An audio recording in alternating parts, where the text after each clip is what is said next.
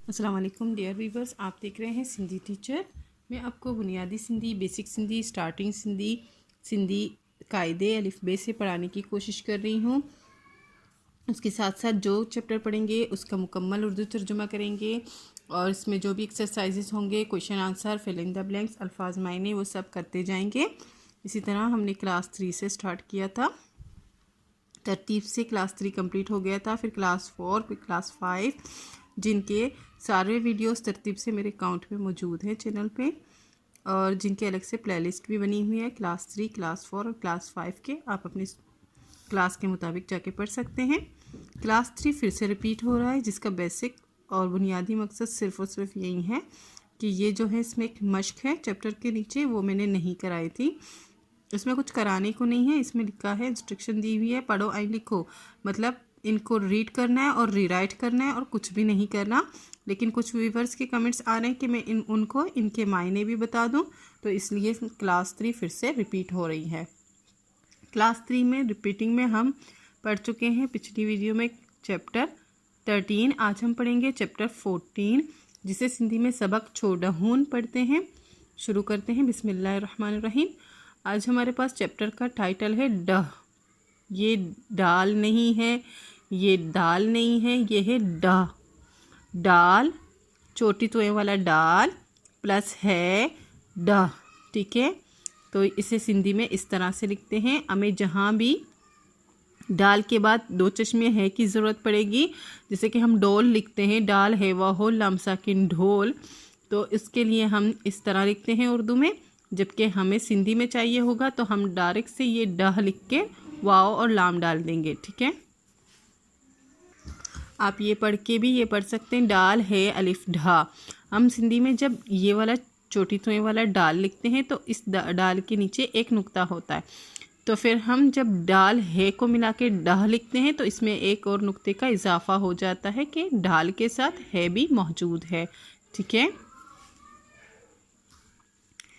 इहो ढगो आहे, इसको कैसे पढ़ेंगे? है ये ही अमसा पेश ओ, इहो ढ जबर ढ, गेवा गो, ढग गो, अलिमद्दा है, ये है आहे, इहो ढगो आहे। ये बेल है, हम उर्दू में कहेंगे ये बेल है। ठीक है, यह ढाल आहे, इसको कैसे पढ़ेंगे? है ये ही अमजा जबर अ, ही अ, ढालिब ढ, लम जबर ल, ढाल, अलिमद्दा है, ये है आहे, यह ढाल आहे। ये है ढाल, इसको हम उर्दू में कहेंगे ये ढाल है। ढाल ये है, ये जो है पुराने ज़मानों में जो है जंगे हाथों से, तलवारों से लड़ी जाती थी, तो तलवारों से बचाव के लिए ये एक औज़ार था, जंगी सामान है, उसको बचाव के लिए अपने इस्तेमाल करते हैं।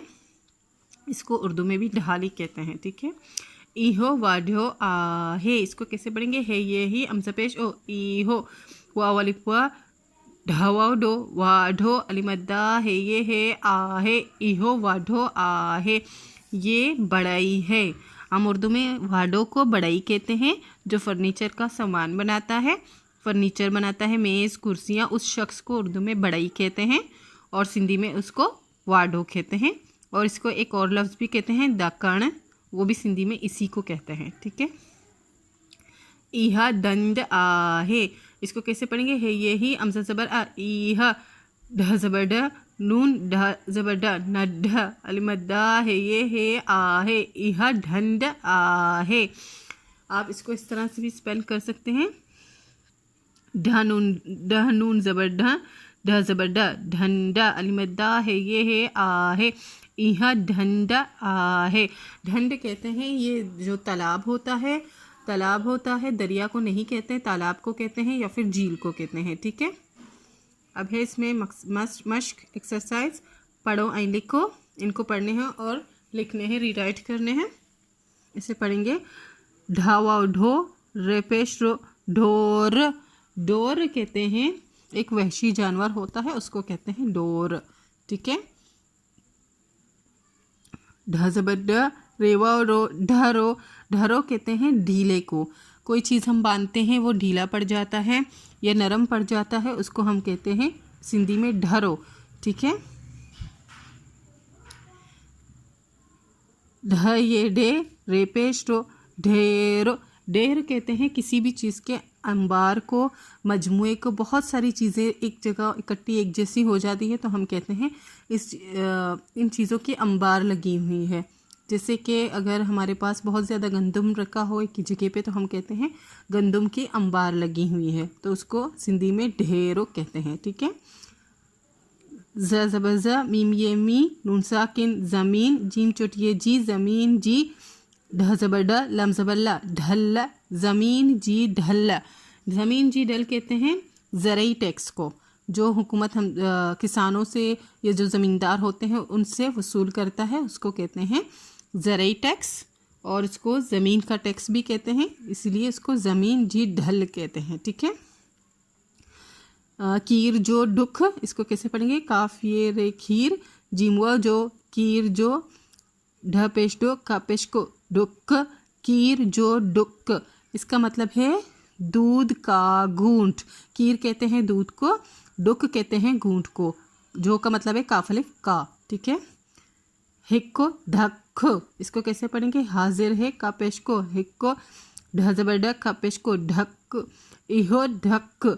ढक कहते हैं एक वार को, हम कहते हैं ना कि एक ही वार में इसका सर उड़ा दो, इसे कहते हैं डायलॉग्स होती है, तो इसी तरह इस वार को कहते हैं एक वार, एक वार में ख़त्म कर दो जैसे कहते हैं, उसको कहते हैं इहो डक, वार कहते हैं, वाओ अलिफ रे। ठीक है।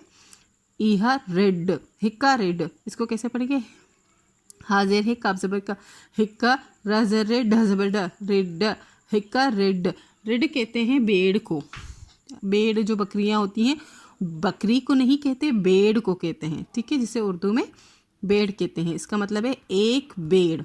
हिक्का ढंड, इसको कैसे पढ़ेंगे? हाजिर है काफ ज़बर का हिक्का, ढ नून ज़बर ड, ड ज़बर ड, ढंडा, हिक्का डंड। एक झील, एक तालाब, जो हम यहाँ पढ़ चुके हैं, दोनों सेम ही हैं, दोबारा रिपीट हुआ है। उम्मीद है आप ये चैप्टर अच्छे से समझ गए होंगे। नेक्स्ट वीडियो में नेक्स्ट चैप्टर पढ़ेंगे। अल्लाह हाफिज़।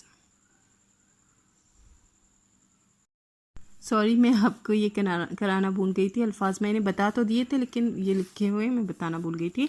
ढगो का मतलब होता है गाय, जो नर हो, मतलब जो बच्चे पैदा ना करता हो, मादा ना हो, नर हो, उसको बैल भी कहते हैं, और इसको ढगो कहते हैं सिंधी में, उर्दू में कहेंगे बैल। ठीक है।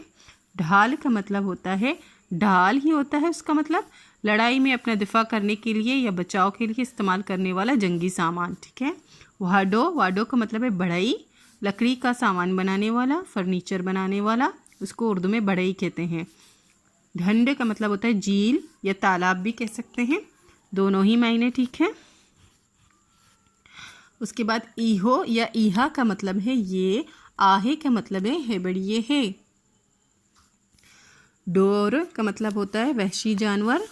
ढरो का मतलब होता है ढीला पड़ जाना, नरम पड़ जाना किसी भी चीज़ का। डेरो, डेरो का मतलब है अनबार या मजमुआ। ज़मीन जी ढल, ज़मीन का टैक्स या फिर ज़रई टैक्स। ठीक है। कीर जो डुक, दूध का घूंट।